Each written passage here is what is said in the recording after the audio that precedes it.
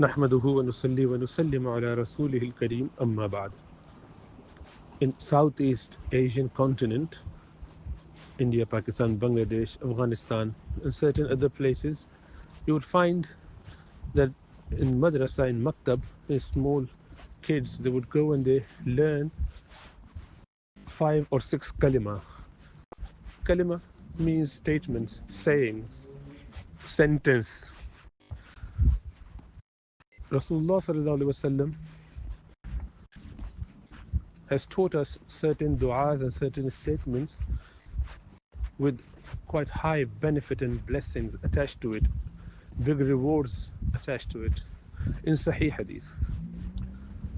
So those statements, due to their high virtue and high value, has been decided by the scholars of the time to include in their curriculum for small children to learn, memorize it, and make it a practice. So the first kalima, for example, is La ilaha illallah Muhammadur Rasulullah, which is what you normally find in certain hadith, the Afdalul Dhikri, La ilaha illallah. Second kalima is kalima shahadat, which is you testify that there is no Lord but Allah subhanahu wa ta'ala, and that Muhammad sallallahu alaihi wasallam is his messenger, his slave. And then third kalima is the famous one, Subhanallah walhamdulillah wa la ilaha illallah wallahu akbar wa la hawla wa la quwwata illa billah. There's a lot of virtues and benefits attached to this one in Sahih Hadith and several Hadith.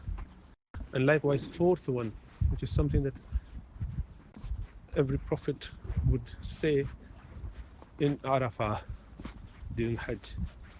The same kalima which is Rasulullah sallallahu alaihi wasallam's statement about is that whoever does it 100 times in a day, he is the best among the people, unless someone has done more than him. So it's quite a high merit for this kalima as well. Likewise, the fifth, which is about istighfar. So these kalima are not based on an instruction from Rasulullah sallallahu alaihi wasallam that one should memorize, and there's no number as such given by Rasulullah sallallahu alaihi wasallam, but it was just for the ease for non-Arabic speaking people, especially small children, to just learn it and memorize. Now you see the people in the West, especially because they do not know Arabic language, for them it is almost impossible to know such long and short kalimas and du'as, and that should be part of our life ideally as a recommendation from Rasulullah sallallahu alaihi wasallam. Certain statements, including among them, are these. And obviously, if one doesn't know it, no problem at all. If one doesn't recite it, there's no problem. But it is a way of getting the children to learn and memorize it. But as I said, these are all based from the hadith of Rasulullah sallallahu alaihi wasallam. They're derived from the sayings of Rasulullah sallallahu alaihi wasallam in the practice of Ummah. Yet they are not in any way considered to be part of our deen. No, one needs to know that.